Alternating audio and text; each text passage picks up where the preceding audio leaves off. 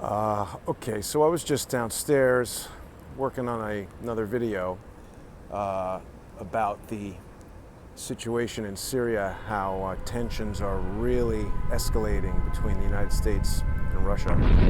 Right now, Senator, for us to control all of the airspace in Syria would require us to go to war against Syria and Russia. But obviously the internet is blowing up with all this information about things that have been said by Donald Trump. Obviously offensive, idiotic, terrible things. He's a pig. It got me thinking about, what's so different about this election from any previous election, because it is different. Everybody feels that. Everybody knows that. Because I've watched footage of that debate between Kennedy and Nixon. Good evening. The candidates need no introduction. The Republican candidate, Vice President Richard M. Nixon, and the Democratic candidate, Senator John F. Kennedy. And that is famously regarded as the first election to be affected by television. And the 2016 election will be regarded as the first to be affected by reality television. Because Donald Trump as a candidate is made and now possibly broken by reality television. And I don't think we should minimize the fact that Billy Bush, the first cousin of Jeb, as it relates to my brother, there's one thing I know for sure. He kept us safe. and George W.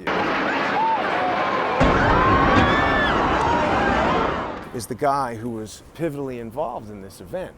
And I think a lot of people might have misunderstood my previous video. It wasn't intended to be an endorsement of Donald Trump. It was intended to examine aspects of foreign policy that have only recently become known to me, because they're specifically made so complicated and confusing that we're supposed to not understand it or question it or know what's going on. Would you be in favor of seeing the 28 pages that have been redacted from the 9/11 Commission report? Would Yeah, you sure. be wanting to see those released? Yeah, I'd like to see him. You got him? Well, Andrea may have 'em. Hopefully we can get them. Thank you. In those pages are names of people who allegedly helped the al-Qaeda killers, but who have never been held accountable. So I stepped away from this video I was making about the conflict in Syria, a conflict that right now is threatening World War III. And we will beat you harder than you've ever been beaten before. Make no mistake about that. The United States is in direct conflict with Russia, the nuclear-armed former superpower that still possesses plenty of intercontinental ballistic missiles. Instead of the triumph of democracy and progress, we got violence, poverty, and social disaster. And nobody cares a bit about human rights, including the right to life. I cannot help asking those who have caused this situation, do you realize now what you've done?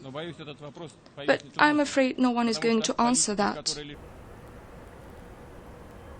So it's raining, but I came up here anyway, because this is where I stood on September 11th, 2001, and watched the World Trade Center burn. And although my life wasn't in danger, I'm a safe distance away, I watched thousands of our friends and family members and firefighters lose their lives in that building.